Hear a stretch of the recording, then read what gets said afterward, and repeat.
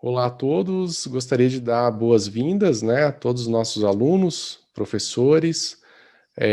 Esse ano, né, como nós temos esses eventos, né, que não são típicos, né, como ocorreu aí com essa pandemia, e seguindo uma tendência, né, de todos os congressos que nós temos observado, nós faremos então esse evento online, né? Acho que todo mundo já está entrando, né, no ritmo, está se acostumando com essa forma de interação, de aulas, de palestras, de cursos e tudo mais. Então, acho que não teremos grandes problemas, né? E esse ano, então, a gente vai fazer tanto as apresentações, os trabalhos, né, como as palestras, mensagem da reitoria, tudo de forma online. Então, espero que todo mundo aproveite, né, faça bom proveito desse material que a gente vai disponibilizar. Essa é a nossa 11ª edição, né, do Encontro de Pesquisa e Iniciação Científica e Tecnológica.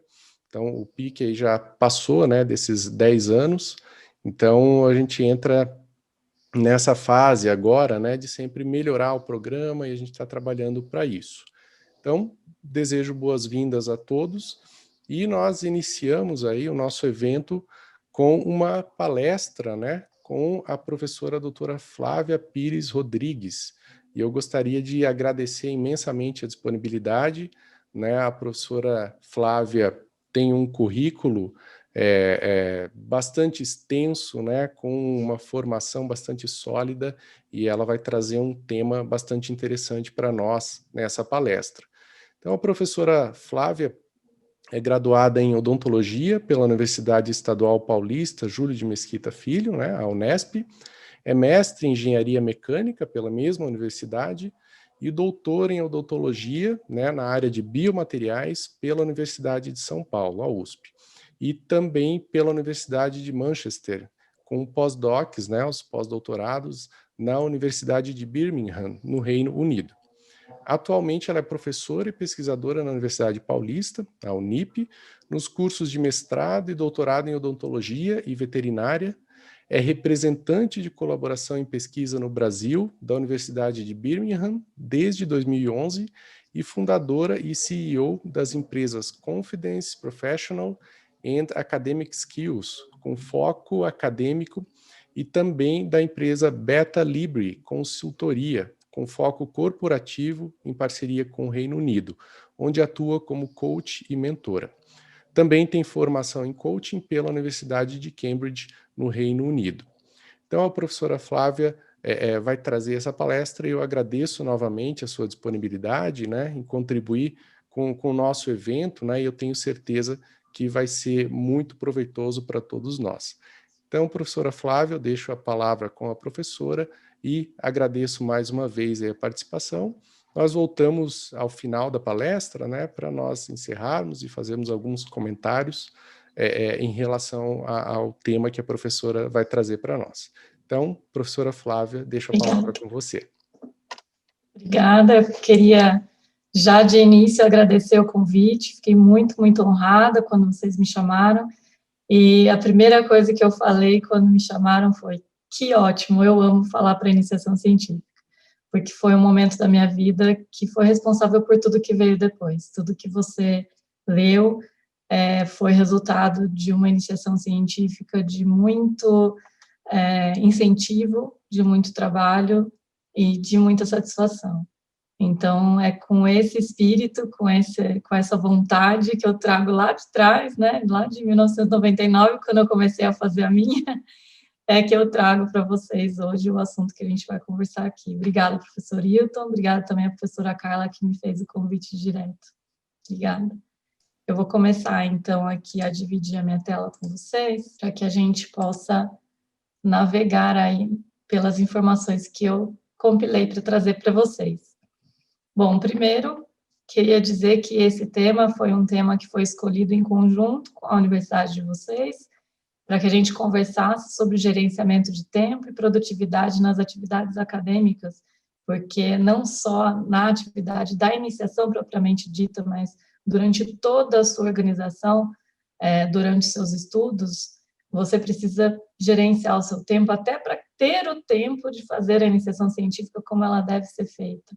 Então, o nosso foco é muito voltado para o quanto você se ocupa versus o quanto você realmente está produzindo. Porque muitas vezes a gente fica lá, passei o dia na biblioteca, mas não produzi nada. Passei o dia em casa estudando, mas não resultou em nada. Então, a percepção do quanto é ocupação e o quanto é produção, a gente vai conversar bastante aqui durante essa aula, tá? Deixa eu jogar aqui só um pouquinho para cima. Aqui.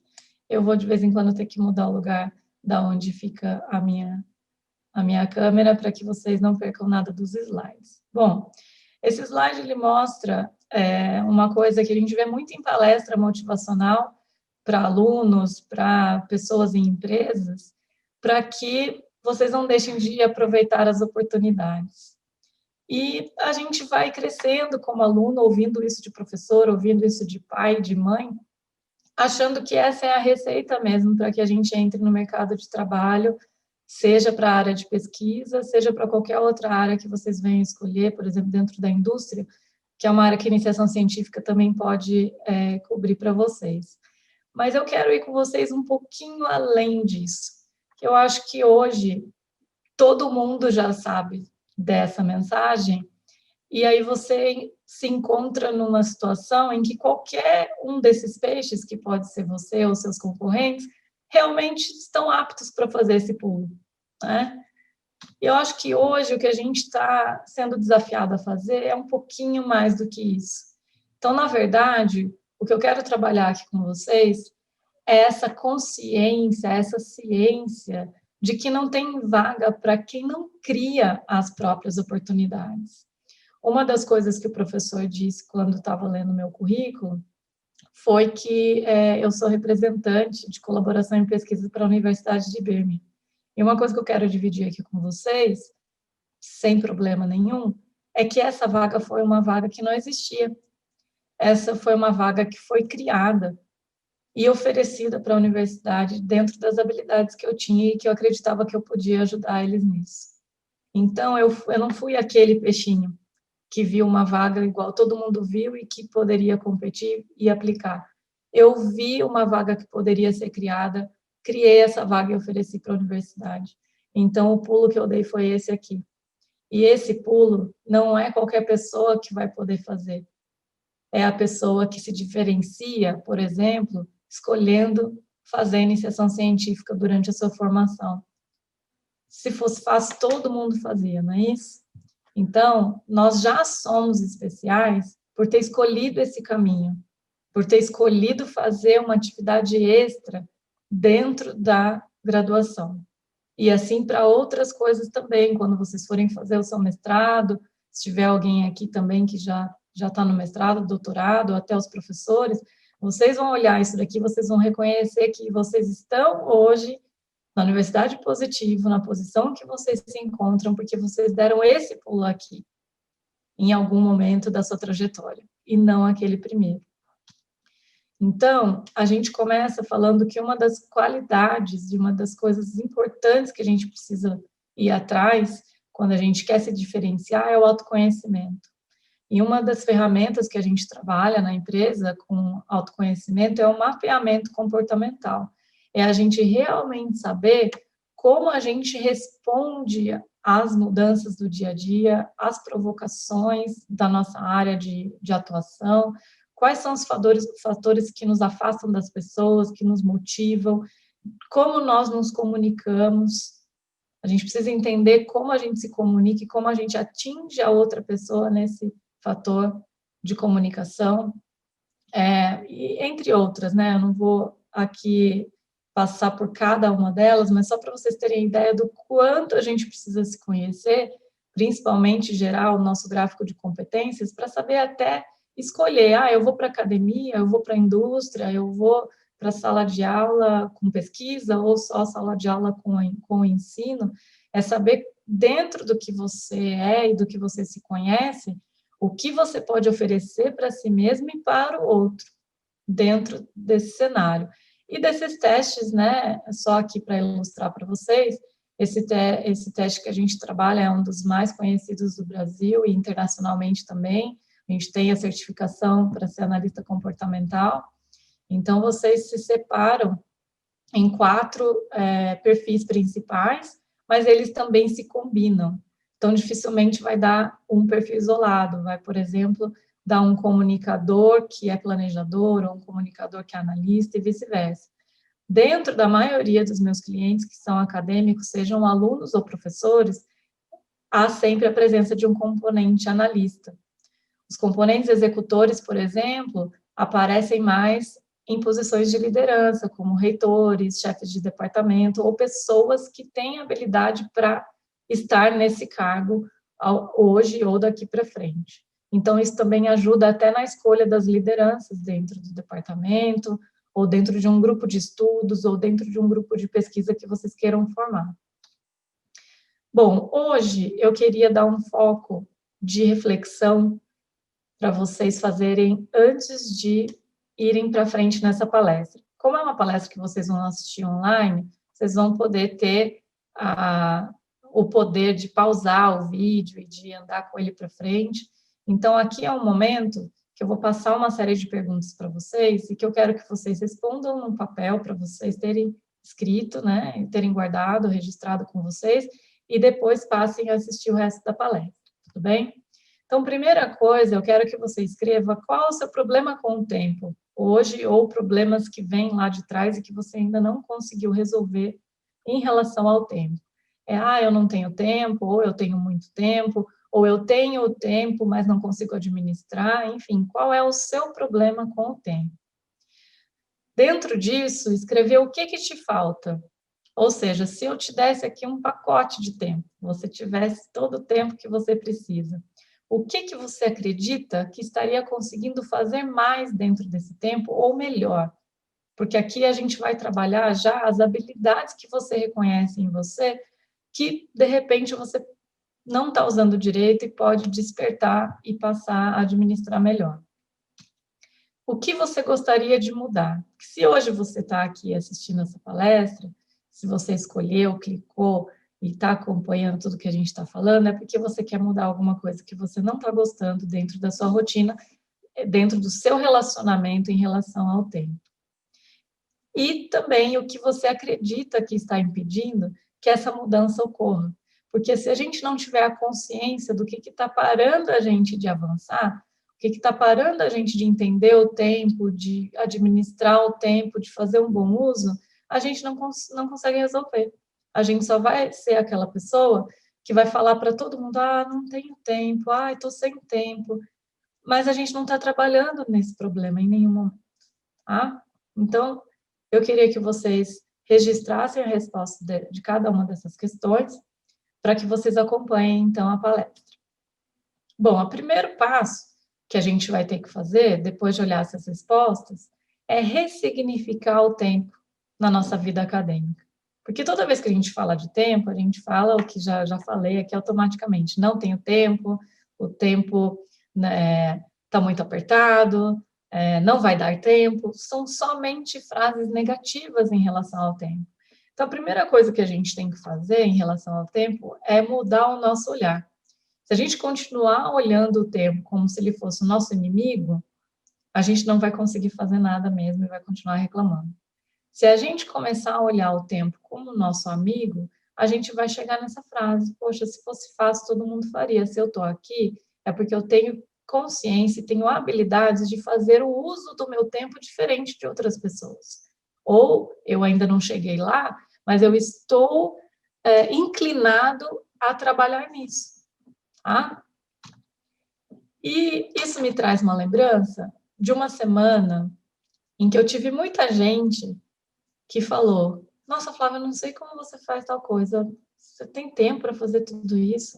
Nossa, mas não sei como é que você lida com isso, eu acho que não vai dar tempo de você fazer. As pessoas, mesmo eu sendo positiva com o tempo, a gente vai ter que aprender a lidar com comentários de pessoas que não entendem o tempo como nosso amigo. Então, você vai ser criticado, você vai ouvir pessoas falando, nossa, mas você acha que vai dar tempo? Não acho que você vai conseguir, porque eu não consegui. Só que as pessoas são diferentes, né? E a maneira como que elas veem o tempo, dão mais tempo para ela. e eu tive um pedido de financiamento negado com a única justificativa de que a pessoa escreveu: o projeto está muito bom, mas nós acreditamos que porque você tem várias funções, você não vai conseguir fazer essa proposta, porque achamos que você faz muita coisa, você não vai ter tempo para se dedicar a isso. E aí eu fiquei com aquilo na cabeça. Bom, se eu me coloquei apta a aplicar e escrever a proposta, é porque eu já encontrei tempo suficiente para me dedicar àquilo. E se eu justifiquei, é porque eu tenho consciência do meu tempo. Então, aqui é um texto que eu escrevi no LinkedIn, que é para vocês já começarem a trabalhar com essa ideia de que ninguém pode falar para você que você não tem tempo. Você é dono do seu tempo, você é dono do seu calendário, você é dono do gerenciamento que você faz do tempo.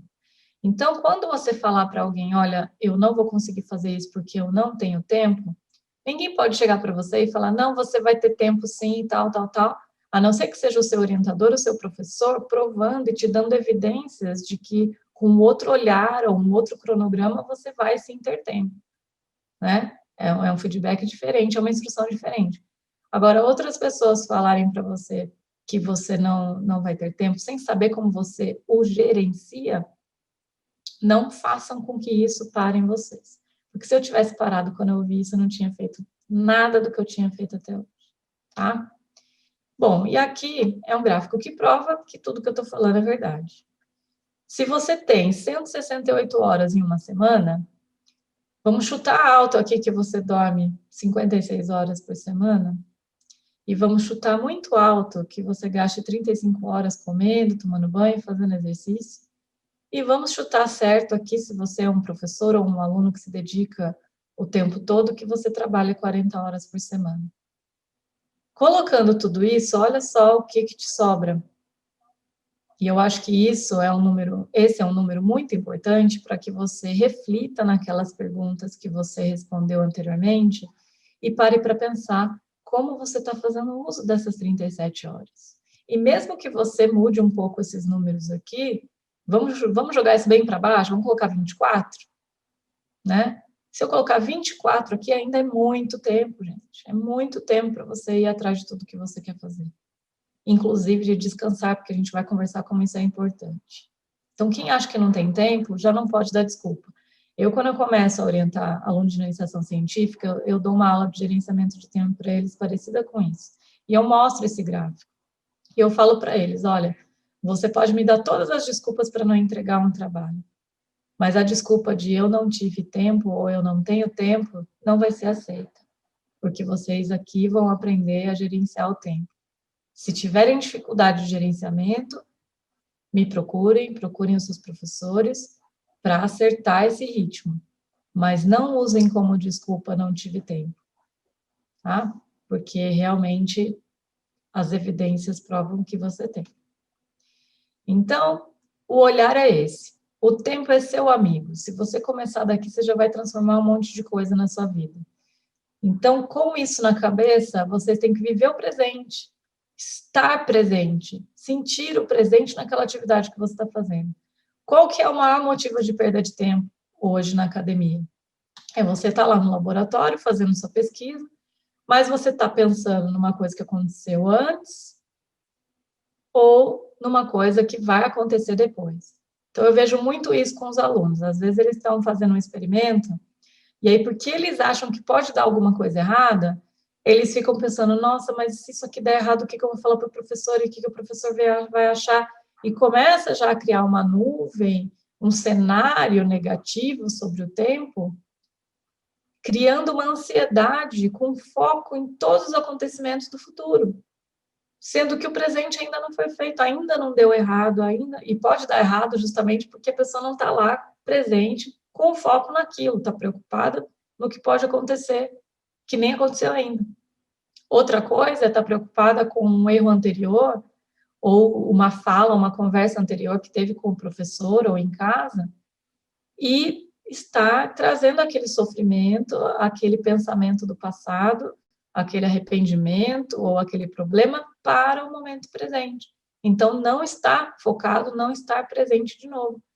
E é nesse universo de presente, de futuro e passado, que a gente perde muito do que a gente pode fazer no presente.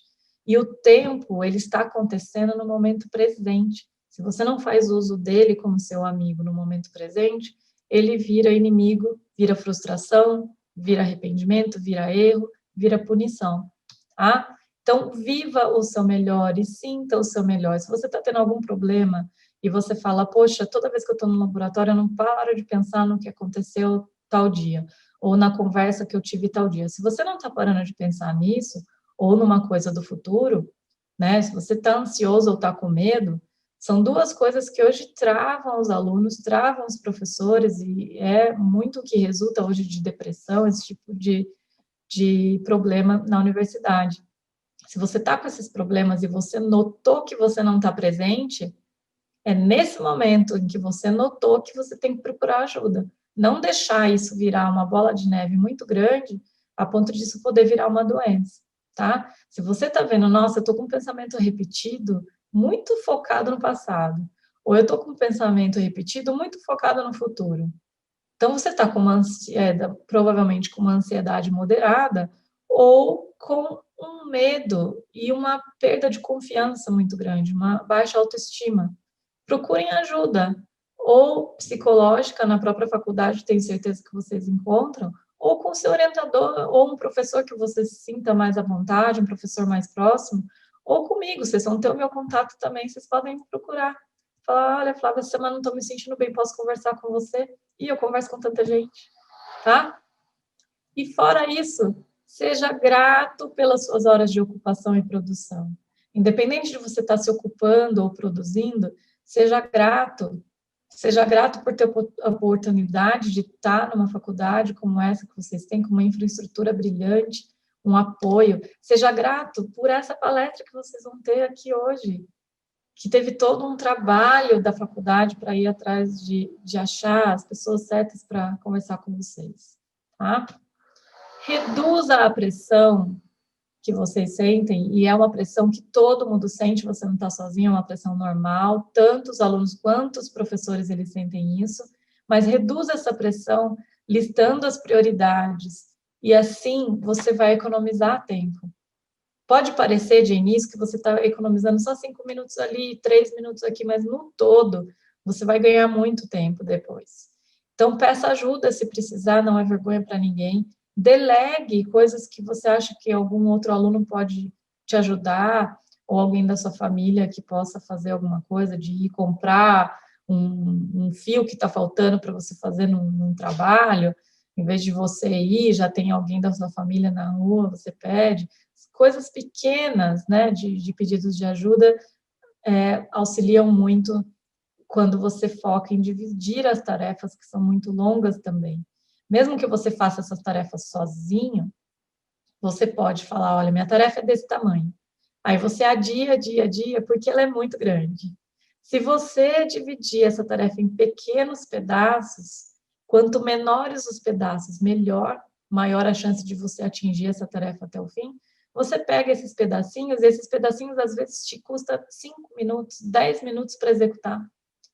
E você executando os pedacinhos, você vai passando para frente, você vai caminhando até que a tarefa seja executada. Se você olhar o pedaço de tarefa como sendo desse tamanho, você vai ficar adiando, né, procrastinando, que a gente vai conversar mais para frente, e não vai fazer nada. E outro, gente, quem disse que você precisa ser um super-herói? Isso todo aluno tem, todo professor tem, que a gente tem que ser um super-herói, que a gente não pode falhar, que a gente não pode descansar, que a gente não pode deixar nada para depois, né? Aquele não deixe para depois o que você pode fazer hoje. De repente é importante algumas coisas, principalmente dentro da escrita de artigos científicos, é importante deixar para depois, mesmo que você tenha tempo de fazer hoje, porque o ganho que você vai ter de profundidade naquela reflexão vai ser maior. Então, essa é uma frase que não vale para tudo, tá? Tem que ter discernimento, conversa com os professores para decidir isso. Bom, se você chegou até aqui comigo, você está super, super pronto para começar a entender como é que você vai gerenciar, então, o seu tempo com mais detalhes, tá? Bom, primeiro, em relação à organização e planejamento, você precisa se perguntar como você se organiza. Ou se você não se organiza de jeito nenhum até aqui, que às vezes é até melhor porque você não pega o vício, né? Bom, se você já tentou algum tipo de organização, anota aí no seu caderno, no seu papel de anotações que tinha as outras perguntas, anota aí se você planeja o seu ano, o seu mês, a sua semana, ou mesmo o seu dia. Ah, eu só planejo o meu dia, divido ele ali e tenho esse plano. Como é que você faz? Dentro disso, eu vou falar para vocês a importância das listas. As listas, elas organizam a gente de uma maneira super simples e ninguém precisa ter um curso de como fazer lista, né? Mas a gente vai dar aqui algumas dicas para vocês fazerem isso com qualidade. Então, primeiro, a gente faz uma lista cheia com tudo que você precisa fazer. Se você faz a lista do ano, você faz essa lista cheia do ano. Se você faz mensal, você faz a cheia mensal. Se você faz do dia, você faz a cheia do dia ou da semana. Mas sem muito critério. Vai pondo o que você lembra na sua cabeça, tudo que você precisa fazer que está pendente, tá? Depois, você pode num formato de mapa mental, para quem conversa melhor com imagens, vocês podem colocar ali o mês, por exemplo, outubro ou novembro, ou qualquer outro mês, e começar a puxar as setas e colocar as atividades antes de dar prioridade para elas. Se você não é familiar com esse tipo de modelo, você pode simplesmente fazer em lista mesmo e mudar a cor de caneta, por exemplo, para colocar categorias, para colocar hierarquias e ver o quanto tempo você pode gastar por bloco, tá? Então, nesse mapa ou nessa lista secundária, você tem que necessariamente colocar as datas de início e fim, seja do ano acadêmico, seja do mês, seja da semana, aquela lista é relacionada a que período de tempo, tem que definir, tá? Aí você vai ter que incluir marcas, anotações para férias e feriados, vai ter que colocar provas. Aqui eu coloco assim porque às vezes é mais fácil você visualizar isso dentro de um calendário, se você for fazer mensal ou semanal, você colocar as datas mesmo. E aí você coloca lá, bom, férias e feriados, todo mundo quer descansar, você também tem seu direito. Data de prova, seu foco no presente, tem que ser a prova, mais nada. Qualificação, seu foco, presente, a qualificação. Clínicas que você tem um consultório ou você tem que fazer as clínicas da faculdade, aquele horário é para estar presente ali na clínica, não é para estar com uma mão sugando a saliva do paciente e com a outra mão escrevendo coisas que você precisa entregar, tá? Qualquer outro crédito que vocês estejam fazendo, seja da pós, seja da graduação, em outro curso também, se tem data que você tem que assistir aula, marca, reposições previstas, marca, e todas as datas fixas que você tiver. Aniversário que você não vai poder faltar de jeito nenhum, ou outros eventos, tá? Palestra que você vai dar, conferências, tudo isso já marca nessa lista que você vai ter ali um compromisso. Se informe de outras datas que podem, elas não são fixas, mas elas são previsíveis. Por exemplo, vai ter a recepção de calouros da graduação e da pós, e você sempre participa. Então, já deixa marcado que aquele dia você tem a recepção de calouros. Atividades de orientação, se você tem uma rotina em que você tem encontros com seu orientador, é toda terça-feira. Já arrisca terça-feira ali o orientador. Reunião com o orientador. Submissão de trabalhos e relatórios para congresso, submissão de trabalhos, vocês têm aí congressos como a SPPQO, entre outros congressos que vocês mandam trabalhos. Esse, por exemplo, mesmo da 11ª PIC, vocês têm apresentação de trabalhos que vocês tenham que submeter, vocês precisam reservar um tempo na sua lista para preparar esse resumo para ser submetido, para conversar com o orientador sobre isso. E se você tenta encaixar esse tempo dentro da sua agenda que já está lotada, você não vai fazer nada direito, nem o que está na agenda, nem o que você precisa fazer dessas atividades que vão surgindo. Então, isso que a gente está fazendo é já reservar tempo para o que a gente chama de imprevisto ou até previstos, né? Aqui até mais previstos. E leituras, grupos de leitura e estudos programados, se você vai estudar algum assunto em particular. Por exemplo, eu vou dar um exemplo aqui que eu faço toda quinta-feira de manhã. eu atualizo o meu Lattes, entro no site da CAPES, FAPESP, CNPq, entre outras agências de fomento, para ver se tem alguma chamada aberta, que eu tenha que ler algum material ou submeter algum material, já para transformar essa informação em atividade previsível dentro da minha agenda. Eu faço isso toda quinta-feira e não me toma mais que meia hora. Me toma mais que meia hora se eu tiver que ler um documento de uma chamada que abriu e se eu quiser dedicar aquela manhã para ler aquilo. Ou eu vejo que tem lá o documento, eu falo, bom, tem que colocar na minha agenda um horário, um momento para ler esse documento. Mas eu tenho já a ciência de que ele está ali para ser lido, tá? E para isso eu uso algumas ferramentas, eu uso bastante o Evernote, para quem nunca usou, é uma ferramenta de organização e produtividade excelente. Vocês podem ver, tem tutoriais no YouTube e tudo mais, que vale a pena explorar, tá? E outra, gente, converse com ex-alunos. Converse com os alunos que fizeram iniciação ano passado. Não só para copiar modelos que funcionam, mas para saber o que não fazer. Olha, me conta aí um momento, faz uma roda de conversa, fala, me conta aí um momento em que as coisas deram muito errado para você, momentos que você voltaria atrás, o que você faria diferente? Aprendam com as pessoas que tiveram a mesma experiência, tá? E guarde tempo para revisar o que você colocou e replanejar o seguinte, seja o mês seguinte, o ano seguinte, a semana seguinte, sempre revisa como aquele seu plano funcionou para ver como você vai querer avançar com ele. Bom, dentro de organização ainda, a gente tem aqui a pergunta, como você usa o seu tempo? Você tem algum critério para escolher como é que você vai utilizar esse tempo? Eu tenho esses daqui. Pode servir para vocês, pode funcionar para vocês ou não, mas olha que interessante. É tudo pergunta, é tudo coaching. Só que vocês vão fazer o auto-coaching. Eu estou colocando aqui as perguntas, mas que vocês depois vão fazer para vocês mesmos. E o que é a metodologia do coaching? Não é pular e abraçar vagalume, não é motivação. Tá? Tem uma parte de motivação para quem precisa dela para ter esse empurrão. Mas o coaching, na verdade, ele te traz de um momento que você não está feliz, que você não está contente, para uma posição em que você quer chegar. Então, por exemplo, em termos de valor, quanto tempo? Eu tenho uma atividade e eu vou falar para ela. Bom, quanto tempo eu vou demorar para ler esse artigo? Quanto tempo eu vou demorar para escrever esse artigo? Quanto tempo eu vou demorar para corrigir essa prova? E aí eu dou um juízo de valor. Eu estou dando tempo suficiente ou não? Eu vou dar meia hora para corrigir a prova, depois eu paro, depois mais meia hora, depois eu paro. Se eu der 3 horas, eu vou corrigir tudo bagunçado. Né? Então, eu faço pausas e me pergunto, para dar um juízo de valor. E aí, aquele que tem mais valor no meu tempo, eu vou pôr como prioridade da lista. Então, em relação às prioridades, eu vou usar a pergunta de quanto tempo, mais o quanto aquela atividade é urgente, tá? E aí, se ela for urgente, ela vai passar na frente de outras prioridades que não tiveram essa marca. Comprometimento. Eu vou me perguntar, esse é o melhor uso do tempo que eu estou fazendo para essa atividade?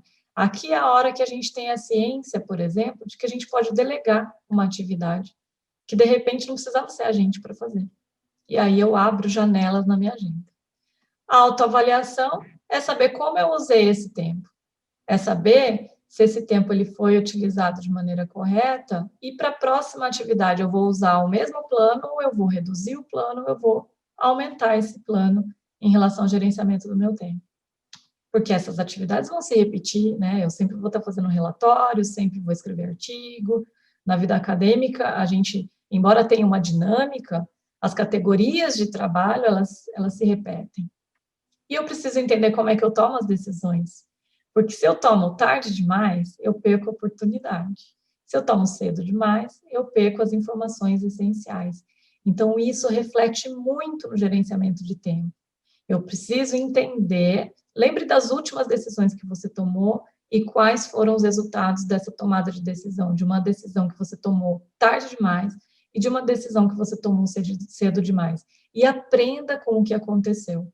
Faça uma análise de que para cada um de vocês, por isso que não tem a receita aqui, para cada um de vocês, respondendo essa pergunta, vai existir um equilíbrio, um balanço para que vocês tomem as decisões de melhor maneira daqui para frente, tá? Quais são as ferramentas que te ajudam? Vocês têm noção de quantas ferramentas, aplicativos, alarmes, diários, planejadores, pastas rápidas no computador, gerenciamento de bibliografias, né, EndNote, Mendeley, Zotero, marcadores digitais, tanta coisa que tem hoje que a gente pode fazer uso, mas quais delas você faz uso? Quais delas você fez e não te serviu? Tá? O ideal é que você tenha alguns aplicativos ou ferramentas para cada uma dessas coisas para te auxiliar. Aqui, eu vou falar para vocês que eu não tenho, assim, uma para cada, mas eu tenho algumas que resolvem a minha organização, por exemplo, o Evernote, que eu já falei para vocês. De referências, eu uso muito o EndNote, mas eu sei que o EndNote ele é pago, então, como uma alternativa que eu uso com os meus alunos, que não têm acesso ao EndNote, a gente usa o Zotero. Tem também os tutoriais na internet que vocês podem ir atrás, é fantástico, muito fácil de usar. E o Zotero também conversa com o Evernote, então você consegue organizar tudo ali muito facilmente. Em termos de alarmes e diários, aqui eu uso tranquilamente o que tem no celular mesmo, eu gosto muito dos aplicativos de técnica de Pomodoro, uso a Alexa da Amazon, que tem todos esses serviços de lembrete, de alarme também, se você tem ela por perto, você também pode usar. Aqui não estou vendendo nada, mas estou realmente dividindo com vocês o que eu uso, tá? E pastas rápidas no computador. Quanto melhor você organizar os folders no computador, mais fácil você vai achar aquela informação para, por exemplo, mandar um e-mail. E começa a observar quanto tempo você demorou para achar o anexo dos últimos e-mails que você mandou. E veja como isso impactou no seu tempo de ficar ali dentro do e-mail, tá? E dentro disso, você já automaticamente já vai aumentar muito a sua produção de maneira natural, tá? Mas, de maneira sistemática, como é que a gente vai fazer isso? A gente tem que pensar, planejar e depois agir. É nas nossas ações que a nossa produção vai ser medida, não é nos resultados. Então, muita gente, em curso de produtividade, ouve a frase seguinte: foco no resultado. Não foco no problema, foco no resultado. E se você realmente faz isso, você vai ter muita frustração e pode ser que você tenha resultados pobres, tá? Você vai chegar no resultado, mas você vai oferecer muito pouco dentro daquilo que você poderia fazer. A frase que vocês têm que colocar em mente é foco nas ações. Porque se você focar no presente, na ação que você está fazendo, o produto gerado ali vai ser muito rico, de muita qualidade e até de quantidade, dependendo do que você estiver fazendo. Então, o resultado vai ser uma consequência. Seu foco não precisa estar lá. Seu foco tem que estar na ação. E avaliar o que te deixa ocupado e o que te deixa produzindo. Depois que você fizer aquela lista toda, o que vocês vão fazer? Vocês vão colocar a letrinha O e a letrinha P do lado de cada tarefa. Depois de ter organizado ali com datas e tal, a última visão dessa lista, para você começar a organizar em setores, de o que você vai fazer primeiro e depois, é você colocar quais são as atividades que te deixam ocupado, quais são as atividades que te geram produção. As atividades que te geram produção, elas têm que necessariamente estar associadas a um produto que vai ser gerado depois que você terminar a atividade, ou parte de um produto. O que te ocupa é todo o resto. Então, só aqui vocês já sabem que a lista de ocupação vai ser muito maior. O que é ocupação? Leitura de e-mail, responder no e-mail, dependendo, são poucos os e-mails que são produção, tá? A maioria é ocupação. Telefone, WhatsApp, Facebook, tudo isso de redes sociais, completar currículo Lattes, tudo isso é ocupação. Dar aula, ocupação, tá? Agora, não é porque é ocupação que é coisa que você tem que tirar da lista, não, você tem que gerenciar. E aí a gente chega numa coisa muito difícil para todo mundo. Aprender a dizer não. A receita é muito simples. Diga agora não. Porque pode ser que você depois arranje tempo para fazer aquilo. E se você disse não, você cortou aquele vínculo de poder ajudar aquela pessoa, de poder agregar um valor numa atividade. Então, diga agora não e justifique. Agora não, porque até o dia 6 eu tenho que escrever uma proposta. Essa semana eu disse muitos agora não. mas de coisas que eu quero fazer, que eu quero participar com a pessoa. Mas eu falei, olha, eu tenho uma proposta para submeter agora dia 6, e os sims que eu já dei dentro da minha agenda já estão ocupados. Então, depois do dia 6, me procura de novo. Agora não, mas depois do dia 6, me procura de novo, que provavelmente a gente vai poder fazer isso junto. Tá? Então, você não disse um não, você disse um agora não. Tá? Agora, tem hora que tem que ser não, não mesmo, porque são muitos os pedidos do favorzinho, né? E aí você tem que explicar e fazer a pessoa estar consciente de que quem manda na sua agenda ainda é você. Então, não pode ser a pessoa falar, olha, mas eu vi no Instagram, Flávia, que você estava plantando chá no sábado. Então, você pode no sábado, então, fazer alguma coisa e tal? Olha, sábado de manhã eu cuido da minha plantação de chá. Então, está na minha agenda, não está livre. Porque é uma ocupação importante para os meus propósitos, tá? Então, ninguém pode julgar o que é importante, o que não é para você, além de você. Então, crie a sua agenda de maneira que você vá dar respostas e justificativas que as pessoas vão entender e vão continuar te chamando para fazer as coisas, tá? Do que você simplesmente falar, ah, não. E aí depois a pessoa vai fuçar lá a sua vida e ver que você realmente não fez porque estava de birra, né? Aí fica feio. Bom, a gente precisa abandonar esse hábito de não aprender a falar não e outros hábitos, que é o de dar desculpa. E a gente, quando a gente é aluno, a gente ama, e quando a gente é professora, a gente também faz isso para o nosso chefe, que a gente ama. Então, cuidado, tá? Eu acho que quando a gente se propõe a ser aluno e a ser professor, qualquer posição em relação à educação, a gente tem que enxergar o que está fora da caixa, a gente tem que enxergar o que está em volta da gente, que é o setor inteiro da educação, dependendo dessa pecinha pequena de quebra-cabeça que é você realizando suas atividades. Então, toda vez que você dá desculpa, pense que você não está dando desculpa para o seu professor, ou você não está dando desculpa para o seu chefe. Você está dando desculpa para pessoas que precisam daquela informação, né? Que precisam do resultado do seu trabalho. Então, eu inventei essa palavra aqui, que é desculpability, né? Que é para casar com accountability, que não tem tradução, mas basicamente quer dizer agregar valor. Então, quando você está trabalhando num time, ou você é um aluno dentro de uma sala de aula, esteja ali para agregar valor, não para dar desculpa. Esteja ali para treinar esses bons hábitos e inspirar outras pessoas. De alguém falar assim, nossa, deixa eu conversar com fulano, porque essa pessoa foi um aluno que os professores falaram bem, que um aluno que aproveitou bem o curso, e você começar a melhorar a vida de outras pessoas.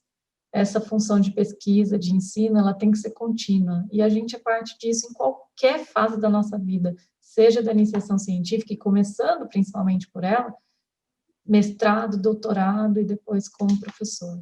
Então, não se esqueçam disso. Agreguem valor, parem de dar desculpas. Aqui a gente tem um slide muito polêmico hoje, que é o slide que te manda ou te sugere para eliminar as distrações. E muitas pessoas acham que as mídias sociais são as grandes culpadas pelo fato da gente não fazer nada, ou da gente dar desculpa.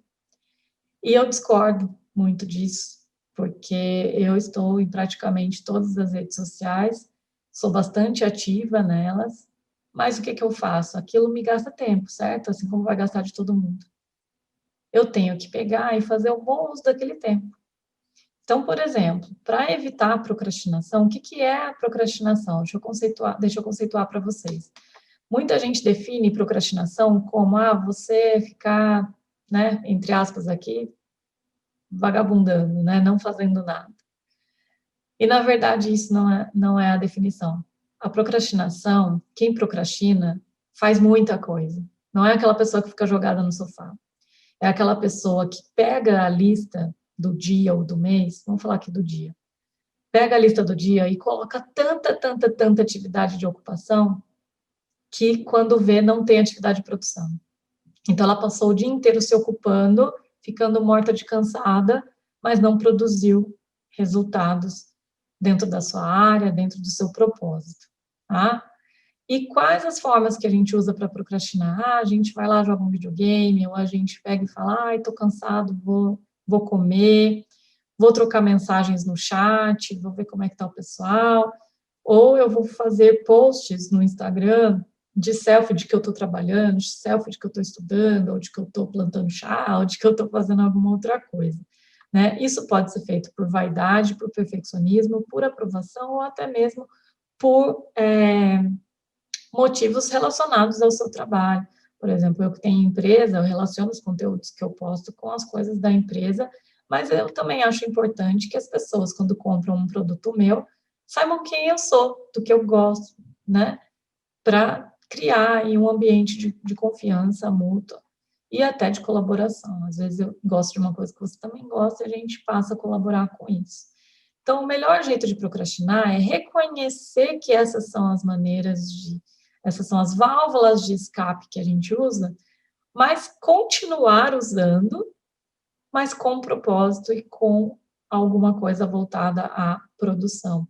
Por exemplo, eu posso transformar uma atividade de sala de aula numa gamificação, eu estou me divertindo também. Eu posso transformar um momento de intervalo de almoço ou de refeição num momento para trabalhar a minha atenção plena, que hoje a gente chama de mindfulness. Eu posso usar isso para trabalhar, já que eu vou ter que parar, eu me alimento, penso enquanto aquilo vai me fazer bem, relaxo, tenho atenção plena para aquele momento e volto super produzindo. Toda vez que você faz uma atividade mindfulness, você volta muito produtivo de volta para a sua atividade. Mensagens de chat, eu posso utilizar essas mensagens com um foco de produção, caso elas tenham, ou e-mails, que não sejam todas de ocupação, mas se ocupar é importante também. E as do Instagram, Facebook também, eu posso agregar algum valor em alguma postagem que eu estou fazendo. Então, não eliminem as redes sociais, não se eliminem delas, façam bom uso, tá? E aqui, eu falo muito de propósito, tem que ter um propósito. Senão você não sabe o que você posta, o que você lê, o que você conversa, você se perde. Então, aqui outra reflexão que eu quero que vocês peguem de volta aquele papel, se precisar pausar o vídeo, pausa, mas eu quero que vocês escrevam o que vocês querem ser. Ah, eu quero ser professor, eu quero ser pesquisador, eu quero ser orientador. O que vocês querem ser? Quero ser palestrante de sucesso, quero ser clínico de sucesso. Para fazer ou alcançar o quê? Aqui você começa a delinear o seu propósito para você mesmo. Depois, sendo assim, o meu porquê de fazer tudo isso é o quê? Aqui você desenha como o seu propósito, aqui você vai desenhar como o seu propósito vai atingir outras pessoas. Em que área, em que idade, em que aspecto, em que gênero, tá? Então, você como professor, o que você quer fazer ou alcançar? Qual que é o seu porquê? Você como aluno? Ah, Flávia, mas é muito cedo para eu pensar isso ainda. Faz esse rascunho, depois você vai melhorando e modificando. Mas agora, no tempo presente, o que vocês pensam? Ah, eu escolhi fazer iniciação científica porque eu quero ser e porque eu quero fazer ou alcançar. Sendo assim, o meu porquê de estar aqui hoje, nessa palestra e nesse evento de iniciação científica, é porque eu quero fazer diferença na vida de quem e de que forma, tá? Porque daí a gente vai tirar vocês dessas ruas tortuosas aqui e você vai começar a enxergar melhor um horizonte lá na frente, quando você colocar o seu olhar mais retilíneo, tá? E aí isso te leva ao poder da visualização. Essa aqui é a minha fotinha com 6 anos de idade, e com 6 anos de idade eu já tinha muitos, muitos sonhos. Eu, com 4 anos de idade, eu comecei a dar aula de inglês para os meus vizinhos. Eu batia de casa em casa, montava uma escolinha em casa e passava a lição que eu estava tendo na escola, com 4 anos. Com 6 anos, com essa carinha aqui, esse sorrisinho aqui, é porque eu já tinha aumentado a minha escolinha e já tinha aprendido que ganhar bala e chiclete não era tão legal como pagamento. Eu comecei a cobrar as aulas. Eu, com 6 anos, eu comecei a fazer carnezinho de destacar papel para cobrar dos vizinhos a aula que eu estava dando. E depois disso, nunca mais parei de dar aula, nunca mais parei de empreender e de inventar coisa. Vende chocolate, vende sorvete, vendia relatório de aula prática para quem não sabia fazer. enfim, eu sempre gostei de visualizar lugares onde eu queria estar e coisas que eu queria fazer, para saber qual era o meu ponto A e qual era o meu ponto B, e saber traçar a minha trajetória, de tanto que eu ia ter que trabalhar para chegar onde eu queria. E eu acho que esse exercício para vocês agora é muito importante. Quando vocês responderem a pergunta do exercício anterior, fechem os olhos e vejam o que vocês visualizam quando vocês atingirem aquilo, quando vocês fizerem tudo aquilo. O que você enxerga? E põe no papel. Tira uma fotografia dessa imagem que está na sua cabeça. Quem desenha bem, desenhe. Porque isso você vai ter muito sucesso se você trabalhar o poder da visualização. Quem assiste documentários, gosta, eu sugiro que vocês assistam documentários de pessoas de muito sucesso, como Steve Jobs, como os fundadores do McDonald's. Peguem de empresas grandes, Coca-Cola, empresas de automobilismo, todas elas falam do poder da visualização. Quando eles tiveram essa visão, é que eles realmente viram onde eles podiam chegar e como, tá? Por exemplo, na academia, para um professor ou para um aluno que está começando a iniciação científica, um passo principal de poder de visualização é imaginar onde quer que o seu artigo esteja publicado, ou seus artigos na sua carreira, né? Uma outra coisa de quando vocês escrevem propostas para financiamento é pensar que hoje todas essas agências de fomento têm foco nos 17 objetivos sustentáveis da ONU. Então, saber quais eles são para vocês hoje é fundamental. Saber em qual deles a sua pesquisa está trabalhando, está tentando melhorar a vida do mundo. E isso vai mostrar para vocês que toda pesquisa é importante, que não é que um fez uma pesquisa maior e você uma menor que é menos importante, porque cada desafio desse precisa de uma pecinha do quebra-cabeça para ir lá agregar valor, é o accountability, tá? Então, vejam isso, fotografem isso, guardem isso. Uma das coisas que eu visualizei, e eu sempre me envolvi na área de educação, foi a questão do ensino de inglês, que foi por onde eu comecei, né? E hoje eu faço parte de um grupo de trabalho Brasil-Reino Unido, da Embaixada Britânica, onde nós temos encontros, mesmo agora com Covid, a gente teve um na semana passada, trabalhando todas essas, a maneira como o inglês é passado, desde o ensino fundamental, todas as políticas públicas, como elas podem ser exploradas, para que a gente melhore a inserção do ensino de inglês no Brasil. E também faço parte da Câmara de Comércio na Grã-Bretanha, que fica lá em Londres, mas é a Câmara brasileira, ou seja, são pessoas que estão morando em Londres ou em qualquer parte do Reino Unido, mas que têm um foco para ajudar algum serviço aqui no Brasil. Pessoas do Brasil que foram ganhar vida lá, ou pessoas de lá que têm valores para investir em serviços no Brasil. E isso também me abre um leque de opções de como eu posso ajudar as pessoas aqui através de recursos de lá. E uma outra coisa que eu visualizei muito quando eu era estudante, eu sempre tive uma admiração muito grande pelas universidades de Oxford e Cambridge, e quando eu comecei a trabalhar com coaching, eu fui ciente de que o coaching começou e foi citado pela primeira vez em 1500 em Cambridge, em 1830, mais nesse formato de gestão lá em Oxford. Então, eu fui fazer a minha formação lá, esses cursos que me formaram como coach eu fiz lá, e essa é a última turma de um último curso que eu fiz, que foi presencial, e esse foi um comentário, um feedback de uma professora, né, que foi a professora que deu o curso, falando que ela quer que a gente ainda faça coisas juntos e tal, e que todos os alunos, no final, eles têm que dar um destaque para a participação de alguém e com quem eles tiveram a melhor conversa, os melhores conselhos e a melhor atuação de coaching. E eles me escolheram, então foi um momento muito especial para mim, que eu visualizei, não tão perfeito como foi, mas eu acho que é para provar para vocês que a gente tem que colocar esses sonhos no papel para que eles realmente fiquem concretos. E eu visualizei isso quando eu estava na iniciação científica, então realmente para trazer isso para vocês, para inspirar vocês. E eu, desde a época da iniciação científica, eu fui instigada pelos meus orientadores de que eu ia passar por dificuldades, e essas dificuldades iam toda vez funcionar como buzinas no meu ouvido para eu desistir do trabalho, para eu desistir da pesquisa. E que eu ia ter que ser resiliente, que eu ia ter que ser forte diante das mudanças.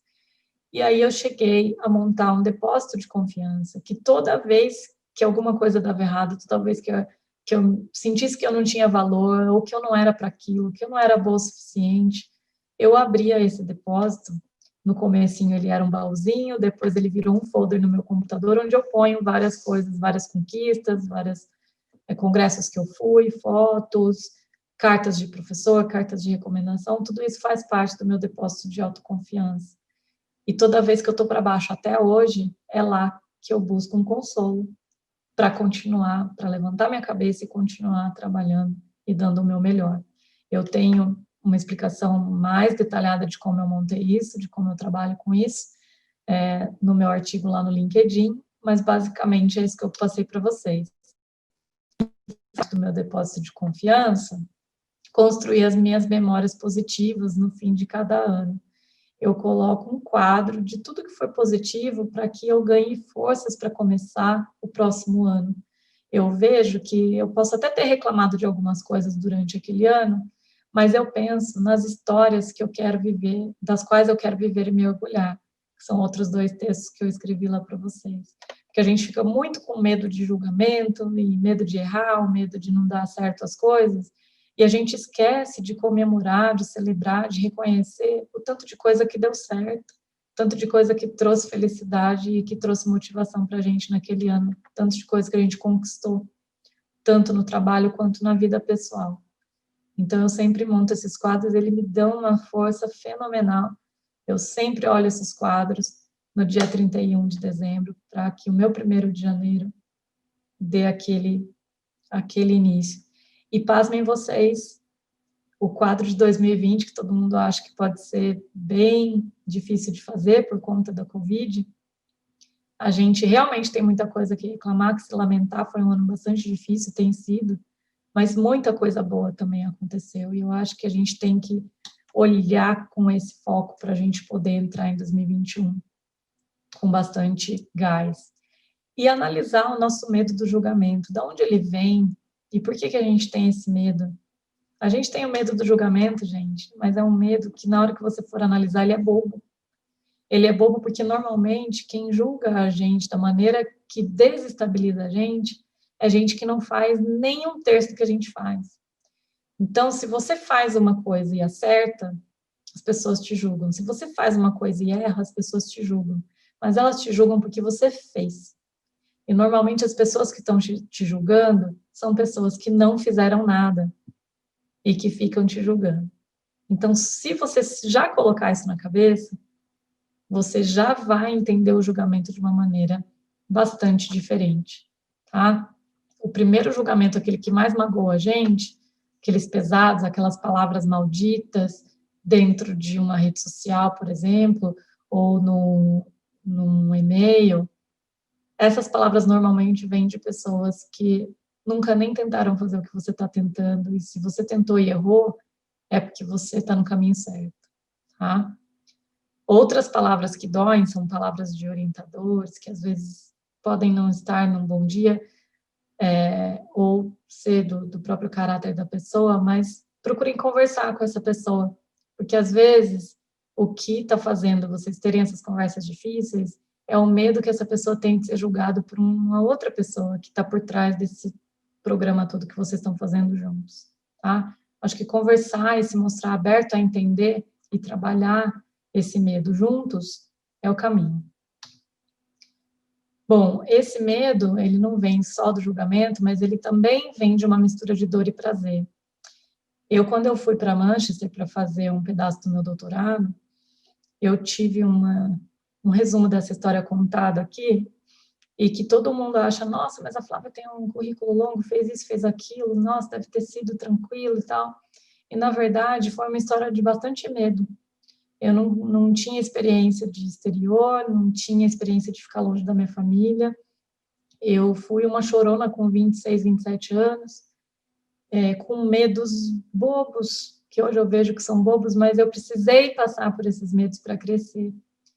Então, aqui eu conto 3 coisas, né, que me fizeram crescer. O meu caderno de pesquisa, que me fez ganhar uma posição de destaque dentro do laboratório, pela maneira como eu conduzia as pesquisas e fazia as anotações. Isso foi me dando confiança, foi construindo a minha confiança como pesquisadora e como aluna no exterior, e eu fui me encontrando e me entendendo como uma pessoa que podia chegar onde queria, sim. E o coaching, que foi onde eu comecei a me autoconhecer e comecei a entender o que era valores, o que era propósito, e realmente a me planejar com foco nas ações. Então, é com esse passo que a gente vai, com essa informação que a gente vai seguir para a parte final aqui da nossa aula, que são os 8 passos para gerenciar melhor o seu tempo e ser mais produtivo. É um resumo do que a gente já conversou, mas de maneira mais sistemática para vocês, tá?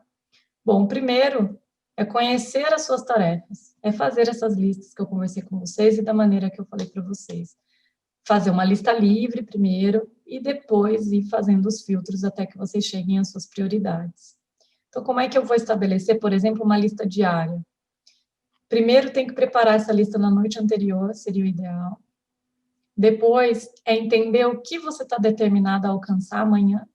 Né? Você fez hoje à noite a lista. Ah, mas eu quero que no final do dia eu tenha alcançado. Põe uma coisa, 2 coisas. Põe lá o que você quer alcançar. Porque isso vai te dar o motivo, né, de sair do A e ir para o B, daquele dia específico. Fazer um plano do dia todo é o ideal, se você conseguir, ou se não conseguir, faz o plano da manhã, depois, antes do almoço, fecha um plano para a tarde. Ou se quem trabalha à noite também. Deixar o seu dia preparado para começar sempre no dia anterior. Então, assim, eu termino meu trabalho hoje aqui, eu arrumo toda a minha mesa, porque fica bagunçado das coisas que você está fazendo ali no momento. Eu arrumo a minha mesa para que no dia seguinte, amanhã cedo, quando eu vier aqui, tá tudo para começar do zero de novo, aquele dia. No dia, não se apresse, tá? Porque tudo já está preparado no dia anterior. Então, vai tomar seu café tranquilamente. Revisa o seu plano após comer. Visualize o seu dia, do começo ao fim, e aí você senta e processa o dia, tá? O poder da visualização do dia aqui é muito importante, até para os imprevistos, tá? Lembrar de deixar espaços livres, gente, para as pausas, para imprevistos, né? Às vezes, sei lá, você comeu uma coisa no almoço que não caiu legal, vai ter que descansar um pouco que está doendo a barriga, isso é um imprevisto, que tem que estar na sua agenda, né? Revisar o dia e preparo do dia seguinte, isso aqui 15, 20 minutos é suficiente. Bom, segundo, planejar suas tarefas, aqui a gente conversou bastante já do foco, da importância de estar presentes, de vocês estarem presentes, e ter esse checklist, ter a direção para onde você quer chegar. Então, assim, sem as listas, Flávia, não gosto de lista. Sem a lista, gente, vocês vão chegar onde vocês querem. Vão chegar, só que vai demorar muito, muito mais. Vai ser desse jeito, vai ser desorganizado, atrapalhado. Vocês vão esquecer um monte de tarefa, vocês vão se ausentar de várias, vai gerar frustração, porque você não estava lá no dia, ou você perdeu alguma coisa, e você vai passar a ser muito mais a agenda de outras pessoas do que a sua própria agenda. Então, assim, você vai chegar, mas olha o dolorido que vai ser. Então, o que é um exercício para vocês anotarem aí, bom para planejar esse sonho e para vocês terem a ciência e enxergar o que está acontecendo? Coloca uma coisa, por exemplo, aí, que hoje é dia 3 de novembro de 2020 e você ainda não fez alguma coisa. Então, hoje, tal, e eu ainda não fiz o artigo tal, ou a revisão de tal, ou o PowerPoint para a aula de tal. Eu ainda tenho X meses para fazer, ou X semanas, ou X dias para fazer. Tem que ter uma noção do tempo, porque daí você consegue fazer a lista e o cronograma e distribuir as atividades. Se não, se ficar só aquela coisa, eu tenho umas pendências na cabeça, essas pendências vão ser eternas, até um dia que elas virem vergonha e frustração, porque não vai ter mais chance, você não vai ter mais chance de fazer aqui, tá? Para quem pediu, já não vai pedir mais, já não serve mais. Reserve o tempo para os imprevistos, isso aqui eu insisto e trago de novo, tem que ter tempo para o imprevisto. Flávia, mas como que eu reservo esse tempo? Como é que eu classifico esse tempo? Bom, eu na minha agenda, eu coloco um tempinho de imprevisto para amanhã, um tempinho para tarde. E se eu trabalho à noite, ponho para a noite também. Esse tempinho pode ser meia hora. O que é legal de colocar lá na sua agenda essa meia hora escrito imprevisto? Que você pode até criar ele. Você fala, nossa, mas eu tô tão cansada, tô com tanta dor nas costas, eu vou usar essa meia horinha aqui para procrastinar. Vou deitar ali no sofá, ali atrás da sala, e vou ficar passando o dedo ali no Facebook, no Instagram, só para dar uma geral, ver o que está acontecendo. É um imprevisto que você planejou, é diferente, ele não vai afetar suas atividades, tá? Do que você ficar parando toda hora. Conheça suas habilidades, porque você consegue antecipar as dificuldades sem surpresas. Eu, quando eu fiz o teste de mapeamento comportamental, eu tive a chance de conhecer habilidades minhas que eu não conhecia, de ver que eu conseguia fazer coisas que eu nem imaginava que eu sabia fazer, e muito mais importante, perceber que algumas habilidades que eu achei que tinha, talvez não fossem suficientes para todas as atividades que ela comportava. Ou até a gente fazer uma análise da nossa overconfidence, né, da nossa confiança quando ela está além do que a gente realmente pode oferecer. Então, é uma reflexão extremamente importante. Aqui uma foto que eu fiz esse trabalho com o pessoal na Embaixada da Austrália. Tinha um grupo indo para a Austrália, um grupo que ganharam uma bolsa, né? E um grupo voltando. Esses mais jovens indo, esses mais velhos voltando. Eram professores e aqui eram alunos de doutorado. Que logo, logo vocês vão estar já nessa posição. Então, a gente colocou esses dois grupos para trocar de informação. Lembra aquela coisa? Converse com o aluno que já passou por isso. Foi uma experiência muito enriquecedora para eles, que a gente realmente, o pessoal que voltou falou o que era difícil lá, o que ia ser de desafio, de desafiador. E para quem estivesse voltando, quem já estava aqui falou, olha, vocês voltaram depois de um ano, muita coisa mudou na instituição, a gente está tendo essas dificuldades com os alunos e tal. Então, é bastante interessante fazer esse tipo de atividade que vocês mesmos podem montar, né? Aqui foi um workshop que eu dei, que foi contratado por eles, mas vocês podem vocês mesmos montarem grupos de estudos e discussões e fazerem essas trocas. Conhecer os seus vícios, né? Qual pilulinha que você está tomando que não está descendo legal. Então, não é, de repente, deixar de tomar, né, de usar nenhuma das redes, mas é saber o quanto que você quer que ela ocupe no seu dia e qual o efeito que você quer que essas tarefas façam no seu dia a dia para você não acabar assim, pensando em tudo que não fez, em tudo que gostaria de fazer e perdendo o presente com a atividade que você tinha que ter feito ali naquele momento presente. Mantenha a sua mesa limpa e organizada. Isso daqui, o manter, não é que esteja sempre organizado, porque assim, eu falei para vocês que eu estou escrevendo, né, uma proposta para o dia 6, a minha mesa está cheia de papel, livro, tal, porque eu estou lendo, estou consultando, estou mexendo, estou anotando. Só que todo dia, eu acabei aquele dia, eu organizo esses papéis, separo o que eu já usei, organizo nas categorias, para o dia seguinte eu chegar para escrever, eu começar tudo de novo a bagunçar aquele papel para a próxima parte que eu estou escrevendo, tá? Então, cada uma das coisas tem que ter o seu lugar. Seja consistente. Então, a sua mesa pode ter lá a organização que você entenda, mas seja consistente. Se você coloca papel no lugar, aquele papel vai sempre estar, os papéis vão sempre estar ali, as canetas para cá e tal. Consistência é importante para que você se concentre, tá? Faça grupos de estudos, isso aqui a gente já conversou, e essa foto é só um lembrete, que às vezes a gente fala, vou estudar, vou fazer grupo de estudo. A gente pensa que necessariamente tem que ser na sala de pós-graduação, né? Ou na sala de iniciação científica. Não, às vezes pode ser na biblioteca, num ambiente mais descontraído da biblioteca, ou às vezes a gente pode fazer um piquenique para estudar. Eu fiz muito isso e é muito gostoso. Isso foi um hábito que eu adquiri quando eu estava lá em Manchester e é muito legal, porque quando você está num ambiente desses, você consegue ficar muito mais presente, porque as distrações são a natureza, são outras coisas que enriquecem o aprendizado. Quando você está na biblioteca ou no escritório, as suas distrações são todas eletrônicas, todas de alerta, todas de barulhos que realmente fazem parar. Então fica mais difícil se concentrar do que estudar assim. Vocês podem até fazer essa experiência e depois me contar. Cuidar da sua saúde, aqui é o nosso último passo, embora ele tenha que ser o primeiro e estar junto a todos, a gente coloca ele aqui para fechar a aula, porque ele é o recado mais importante, tá? Cuidar da sua saúde, da sua qualidade de vida, porque você tem que estar vivo para fazer a pesquisa, você tem que estar vivo para estudar. Então, tudo isso é importante. Mas quando a gente deixa de comer, quando a gente deixa de dormir direito, a gente compromete a nossa atenção plena para cada tarefa que a gente está fazendo. E aí a gente fica preso no passado, preso no futuro e não faz nada, tá? Então, aqui um recado importante: entre em contato com a natureza, vá a lugares que te tragam paz e comam direito, comam coisas saudáveis. E quando não comerem coisas saudáveis também, Flávia, você não come hambúrguer? Claro que eu como, mas quando eu como, eu estou presente. Eu estou vivendo aquele momento que eu estou ali.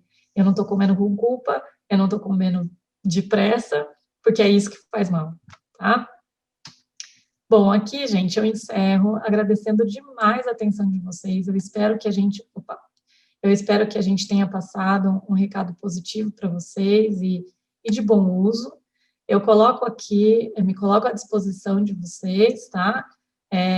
Para outros cursos que a gente cobre dentro da Confidence, vocês podem entrar aqui nesse link da EAD, vocês vão encontrar lá uma mentoria online que vai começar dia 14 de dezembro, que é o Mindfulness, que é a atenção plena, voltada, aplicada à vida acadêmica, aberta para estudantes, para professores, para todo mundo. É uma parceria com o Reino Unido, então nós vamos ter vídeos em inglês e em português traduzidos. Aqui é o meu contato de WhatsApp, vocês fiquem livres para entrar em contato, tá? Se eu demorar para responder, eu vou responder na hora que eu visualizar, mas eu vou responder a todos, não deixo ninguém sem resposta.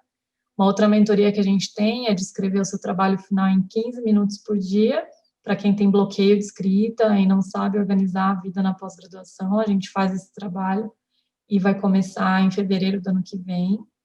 Aqui o meu Instagram pessoal, aqui o da Confidence e aqui o da Beta Libra, tá? A gente tem um último aqui, que é o nosso curso carro-chefe da Confidence, que é o nosso curso de escrita de artigos científicos. Essa é a programação dos 12 módulos, vocês podem ver depois com mais calma lá no vídeo. São 5 encontros ao vivo, 12 módulos de videoaula, com material de conteúdo para vocês trabalharem. Eu escrevi uma apostila de 115 páginas, que a gente vai distribuindo dentro desses módulos, para que no final vocês fiquem com toda a apostila. Temos quizzes, discussões, tá? E eu fico aberta também para tirar as dúvidas em relação a esse curso, e a gente cria uma comunidade no Facebook para que as pessoas dividam as conquistas, os artigos que foram publicando. É muito, muito legal, tá? Bom, eu agradeço e fecho a aula aqui, lembrando vocês de que um dia vocês vão se formar e vocês vão fazer essa festa, e é um dia que vocês vão estar muito, muito felizes, mas nada dessa felicidade, se não for aplicada para agregar valor para mais gente, que não seja só você, esse dia aqui ele vai ficar esquecido, ele vai ficar inútil, tá? Então, eu agradeço ao professor, vou parar aqui a nossa divisão de tela e voltar aqui para a nossa conversa. Obrigada. Muito bom, professora Flávia, obrigado mesmo. Em nome da Universidade Positivo, em nome do Comitê de Iniciação Científica, eu queria agradecer, foi realmente muito bom. É muito interessante a gente conhecer trajetórias, né, de sucesso e ver que nem sempre é só sucesso, nem sempre é só alegria, né? Cheio de medo, cheio de medo. Cheio de medo. E eu fui até anotando algumas coisas aqui, lembrando de algumas coisas com a deixa da professora na sua fala.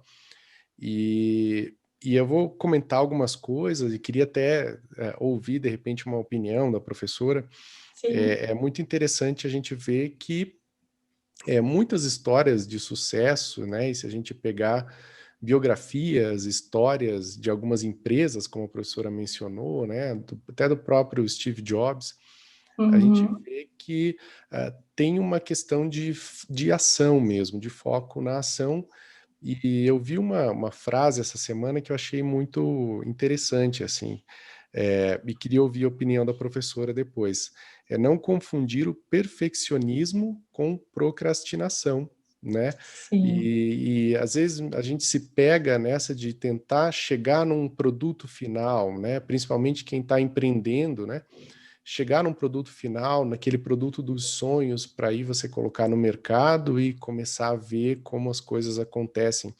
E nas histórias dessas empresas, né, a própria Apple, a gente, se olhar um pouquinho para a história, a gente vê que muitas versões do Macintosh foram desastrosas, né? sim, Quase levaram a empresa à falência mesmo, né? E teve uhum, saída do Steve Jobs e tudo mais. é, E às vezes a gente tem que lidar com isso. Será que eu chego sim, até naquele produto dos sonhos, ou eu já coloco uma versão no mercado, ou vendo meu curso, ou dou aquela aula que eu gostaria? uhum, Então, eu queria ouvir um pouquinho a opinião da professora em relação a essa questão de chegar num produto, né, o perfeccionismo, ou sim, a gente está procrastinando, o que, que é na realidade o que a gente está sim. fazendo, né? A gente, isso tudo é muito ligado ao medo, né? A gente tem muito medo do julgamento, então a gente tem muito medo de que se a gente usar a metodologia do tentativa-erro, a gente vai errar mais do que acertar, e cada vez que a gente errar, a gente vai ser julgado. É isso que para a gente. Então, como a gente sabe que esse passo de tentar e errar, ele é, eles são passos curtos, a procrastinação, ela traz a gente para o passo longo, né? Ela vai falar, bom, eu vou ficar fazendo isso aqui até ficar perfeito, até dar certo. Isso é um passo infinito, não digo nem longo, porque ninguém tem o referencial do que é perfeito. Então, quando você busca coisas como perfeição, felicidade plena, que ninguém sabe concretamente o que é, ou até nem existe, a gente vai criando uma busca incessante para atingir aquele ponto B, só que aquele ponto B cada vez vai ficando mais distante, mais distante. É a historinha do coelhinho que vai morder a cenoura numa progressão geométrica, né? Ele vai Sim. andando, andando, andando, andando e não vai chegando ali, aquele espacinho vai sendo dividido, dividido, e ele nunca vai chegar na cenoura. É mais ou menos isso. Então, como esse passo ele vai ficar muito longo, a gente vai encher toda essa trajetória de procrastinação, que é a gente vai ficar se ocupando para justificar que a gente está indo atrás do sonho, mas a gente não vai chegar nele, Uhum. né? Uhum. E o que a É gente tem que ter a... é perder o medo de falhar, porque daí a gente Uhum. consegue segmentar esse passo em pequenos passos e ir falhando, acertando, e trabalhando essas falhas como o passo para que o próximo fique melhor e não o passo para que a gente desista. Então, a gente vai ter que criar o depósito de confiança depois desses passinhos, para que a gente não tenha mais medo de falhar, que a gente enxergue a falha como um degrau para o sucesso, né? É algo que acaba contribuindo, né? Imagina se essas empresas, esses empreendedores tivessem parado no primeiro fracasso, né? Sim. Então, faz Então, parte até. eu te conto um exemplo desse curso de escrita que eu fiz. Eu estou na 10ª turma e eu montei ele há 3 anos atrás, mas eu comecei a dar esse curso não 3 anos atrás. Eu tinha ele todo escrito no caderno, tinha todos esses passos de listas, eu tinha feito tudo e está faltando alguma coisa que me faz parar de não está me fazendo lançar o curso. E eu conversei com um coach, amigo meu, e falei, olha, tem alguma coisa pequena dentro de mim que está me fazendo não lançar o curso, mas ele está, assim, todo planejado, já no papel e tal. Aí ele falou, mas o que que você acha que te para? Eu falei, eu acho que eu tô com medo de lançar o curso e as pessoas acharem que eu não sou a pessoa certa para dar o curso. Aí você fala, mas qual seria a pessoa certa? Que competências essa pessoa teria se você fosse comprar um curso desse? Ah, a pessoa teria que ter isso, ter isso, isso, isso, isso. Aí ele falou, de todas essas coisas que você me falou, o que que você não tem? Aí eu vi a lista, uma lista simplificada do que eu fiz, e falei, nossa, realmente eu tenho essas coisinhas aqui, em um certo grau. Não sou a melhor de todas em tudo, não sou a pior de todas em tudo, mas eu tenho essas competências aqui, posso, dentro do curso, trabalhá-las também. Aí ele falou, então, que tal se você lançar o curso amanhã? Eu conversei com essa pessoa às 6 da tarde do dia anterior. E eu lancei o curso no dia seguinte. E aí eu usei isso como uma força mesmo interior de autoconfiança, de que o que estava faltando ali era a aprovação de alguém. No meu inconsciente, alguém precisava me dizer que eu podia lançar, que eu podia fazer, É como se eu tivesse certeza que alguém estava acreditando em mim, mesmo que fosse uma pessoa desconhecida e que nem fosse científico, uma pessoa de fora que viesse falar comigo. E às vezes o que a gente vê com os alunos é assim, o orientador fazendo um papel contrário, ou alguém de casa fazendo um papel contrário, falando, não, eu não acredito que você vai conseguir fazer, não acho que você tem as competências. E isso dá todo o rumo para a pessoa não chegar onde ela quer, né? Então, acreditar, é lógico que você também não pode mentir para o aluno, se o aluno não tem aquela habilidade naquele momento, você tem que dizer para ele, sim, mas você tem que dizer qual ele tem e por onde começar. Porque dali ele vai puxar a outra, vai puxar a outra, vai puxar a outra. Com certeza, a minha turma 10 não tem a mesma Flávia que deu o curso na turma 1. Uma das coisas até que eu faço é que quem começou tem acesso a vir assistir repetidamente as aulas em qualquer outra turma. Até para que eles mesmos sejam alunos melhores em outras turmas, que não foram na turma 1, talvez. Sim. Né?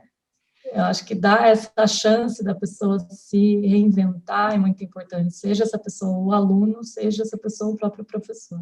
Gera confiança, né? Isso. E hoje nós vemos, né, uma outra questão que eu anotei aqui, a questão de saúde mental mesmo, para lidar com todas essas tarefas, essas demandas, né, que a gente tem. Sim. E eu achei muito legal a estratégia que a professora compartilhou de dividir o tempo, né, conforme as demandas, e muito legal também a comparação entre ocupação e produção. Né, a gente, Sim. isso é bem comum, chega no final de um dia, muitas vezes a gente fala a famosa frase, né, hoje não rendeu nada, né, Mas quando na trabalhei verdade muito. quando na verdade o nosso dia foi todo ocupado e não produtivo, mas algo foi feito, né, uma atividade foi realizada. Isso. Então Você não uma estava sem fazer nada. exatamente. Então, uma coisa que eu mesmo fico, às vezes, tentando trabalhar, né? Eu acho que muitas das pessoas que têm muitas demandas ao mesmo tempo tentam gerenciar, que é, será que é mais interessante começar uma atividade e seguir ela até o fim? Eu tenho que terminar essa atividade para entregar num prazo curto, eu vou até o fim, ou eu chegou naquele momento que eu tenho que dividir o tempo e começar outra atividade, eu largo e vou para outra atividade. Isso acaba gerando uma questão muito importante, que é a pressão psicológica, né? Você está fazendo uma tarefa, está sendo produtivo, mas tem várias outras que estão ficando. Sim. Então, queria que a professora comentasse um pouquinho, né, em Sim. relação a uma atividade e ir com ela até o fim. Isso Uhum. gera um certo bem-estar, um conforto, mas tem outras que ficaram para trás, e aí o ciclo começa, né? Puxa, mas eu não Uhum. terminei, eu devia ter feito outra coisa também, né? Então, como que a Sim. professora vê essa questão entre dividir as tarefas? Sim. Dividir é sempre melhor, tá? Porque isso você consegue enxergar no bloco que ela tem um começo e tem um fim. Se você enxergar essa atividade como sendo uma atividade muito grande, você sabe que você tem que terminar, mas você não visualiza o fim. Você não sabe se ela vai durar 3 horas, 4 horas, 5 horas, você não sabe. Você dividindo, você sabe. E aí, por exemplo, eu tenho uma atividade que ela longa, eu não sabia que ela ia durar 5 horas. Mas quando eu dividi, eu sei que ela vai ter ou 10 blocos ou 5 blocos, dependendo de como eu vou querer dividir. Mas eu sei o quanto cada bloco vai me custar de tempo, ou pelo menos uma estimativa. Aí, você faz a escolha dentro de como está a sua lista diária e dentro também da sua disposição e outras coisas que vão acontecendo no seu dia. Então, por exemplo, se eu estou num dia muito apertado e esse prazo não está muito apertado para entregar, eu prefiro dividir ela em pedaços menores e fazendo em pedaços menores, porque eu sei que eu vou começar e começar e terminar dá uma satisfação enorme e um grau de motivação enorme. Agora, se o prazo está mais curto, eu divido ela em blocos mais longos, mas divido sempre, para eu ter a ciência do quanto tempo vai levar. Se eu não divido, eu não tenho a ciência. Então, nunca nenhuma atividade na minha vida pode ser num bloco. Se está muito, muito apertado, divide em dois, mas divida, para você saber quanto ela vai durar. E aí, dependendo de como eu dividir, é a maneira como eu vou colocar as pausas. Então, por exemplo, você pode fazer uma atividade a cada meia hora, pode ser da mesma atividade, ou você pode trocar, dependendo de como vai estar o seu estado mental para continuar. Se você achar que está rendendo, você pode continuar na mesma, só que você divide, você tem que pôr a pausa. E depois da pausa, você pode voltar para a mesma ou trocar para outra, né? Porque tudo vai depender da sua atenção plena. Você está em atenção plena, não muda a atividade, porque está rendendo a sua atenção naquilo. Agora, se você está disperso, está já, ai, não está rendendo, eu não consigo terminar, é hora de mudar. E aí pode ser qualquer atividade, não precisa ser do trabalho. Você pode, por exemplo, Einstein, que era forrado de coisas, ele fazia as pausas e ele ia tocar violino. Tocava uma meia hora, voltava para aquela atividade com saudade da atividade, porque ele estava fazendo o que ele gostava, né? Então, eu acho que isso também ajuda a gente a dividir. Se você faz atividade de meia hora, pare 5, 10 minutos. Você tem que medir o quanto que essa pausa colaborou para o próximo período de trabalho. Se você acha que 5 minutos foram suficientes, melhor, porque você economiza tempo. Mas se você acha, 5 minutos não deu efeito, descansa então 10 e faz meia hora. Eu hoje, quando eu faço meia hora, eu descanso 5. Quando eu faço atividades de 1 hora, eu descanso 10. Se eu tô com fome, eu estendo para 15, que daí eu uso esses 5 minutinhos para minha procrastinação alimentar, né? Tomo uma água, às vezes dou um carinho no cachorro e volto, né? Agora, atividades de mais de 1 hora são bem raras.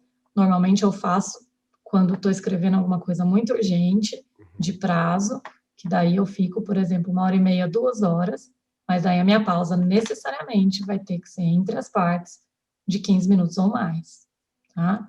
O ideal, se você trabalhar 2 horas seguidas, com atenção plena, porque é desgastante, embora funcione, é desgastante, você teria que parar meia hora para uma atividade de 2, tá? Entendi. E aí você fala, nossa, mas eu vou parar meia hora, é muito tempo. Mas quando você volta para as próximas 2 horas, você produz tanto em 2 horas, que, assim, é uma conta que parece que não fecha, mas que vocês vão ter que tentar fazer, para encontrar o seu plano.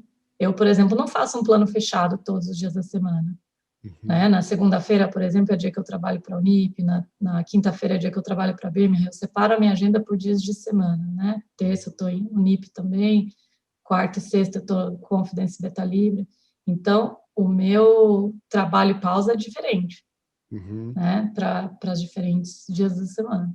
Ou eu olho a minha lista e falo, essa é a minha lista, o meu plano de pausas vai ser esse. Então, eu monto isso o dia anterior e no dia eu executo. E, nossa, dá para fazer muita coisa, né? Hoje eu tenho praticamente 6 atividades diferentes e sobra tempo, eu cuido das plantas, eu tenho frutíferas, eu tenho cachorro. Aí todo, mas você não tem filho, mas eu, o tempo que eu gasto com as minhas plantas e com o meu cachorro substitui os meus tempos com os meus filhos, Sim, que também tem imprevistos, né? sim. Cai lá uma folhinha da minha planta, eu tenho que ir lá passar um remédio. Então, eu tenho uma atenção bem plena nessas atividades que eu faço fora da academia também. Entendi. Essa 1 hora parece um número chave, né, para uma atividade, né? Tem alguns estudos que falam sobre capacidade de atenção, né, e principalmente dependente de algumas regiões do cérebro que a gente consegue realmente trabalhar dentro ali de um tempo bem limitado, né? A Sim. nossa memória de longo prazo, ela tem uma capacidade praticamente infinita, mas a memória de curto prazo, né, o que a gente chama de memória operacional, ela acaba saturando muito rápido, né? Então é Sim, quando a gente sim. acaba perdendo essa atenção, essa atenção plena de realmente fazer com qualidade, né? Então parece que realmente é importante, né? E isso é treino, né? As pessoas às vezes negligenciam um pouco o cérebro como sendo uma parte importante do corpo para exercitar. A gente vai na academia, exercita todos os músculos e esquece de exercitar o cérebro, né? E nessa mentoria que a gente tem do bloqueio da escrita, a gente trabalha isso. Todas essas pausas e o quanto você consegue escrever em 15 minutos por dia do seu trabalho final, seja ele um TCC, um mestrado, doutorado, os resultados que a gente tem com os alunos, assim, a metodologia em si, em média, ela leva um aluno a escrever de 10 a 15 minutos à mão, uma média de 2,5 páginas, tá? O que, para um trabalho, é muita coisa. É uma introdução inteira, é metade do material e método, é a conclusão e mais um pedaço da referência, é bastante coisa, por dia, né? E aí, se você pensar, poxa, 15 minutos por dia, se o meu aluno quiser usar todo o resto do dia para fazer o que ele quiser, ele ainda vai conseguir entregar o trabalho dele e vai ter curtido tudo que ele quis curtir e feito outros cursos paralelos que ele quis. E o meu relacionamento de cobrança com o meu aluno é só um trabalho de 15 minutos por dia. Ó, que vida boa. Puxa, E a gente consegue, na mentoria, essa é a média, né? Mas a gente teve alunos escrevendo 5 páginas em 15 minutos. Eu já treino essa técnica já há muito tempo, então eu tenho o meu recorde de escrever 12, mas eu escrevi 12 duas vezes, porque não dá para escrever 12 todas as vezes, né? Mas, assim, de ter uma atenção plena e um foco tão grande naquilo que eu queria escrever, que eu fui. E aí, essa conta a gente faz escrever na mão, né? No computador vai depender da velocidade de digitação da pessoa. Mas eu tive alunos escrevendo 5, escrevendo 7. Então, essa média de 2,5, mesmo que você pegue ela e ache, parece pouco, ela é muita coisa. Ela é muita coisa, né?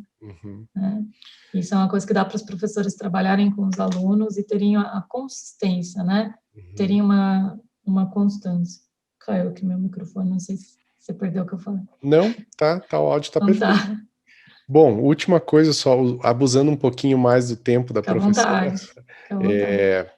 eu acho muito interessante o que a professora mencionou, o outro lado, né? O poder também se dar ao luxo, eu acho que não é se dar ao luxo, né? É quase que algo necessário.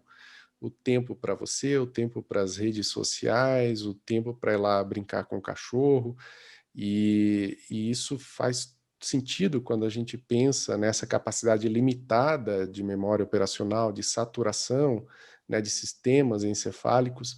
Então, é importante a gente manter também essa parte de esquecer, né? Tem um pesquisador brasileiro que ele fala, um neurocientista brasileiro, que ele fala que esquecer é tão importante quanto lembrar, né, das coisas. Então, a gente precisa esvaziar esse sistema, né, Isso. limpar, né, tirar o final de semana com a família, com os amigos, realmente para na segunda-feira você voltar em plena atividade, né?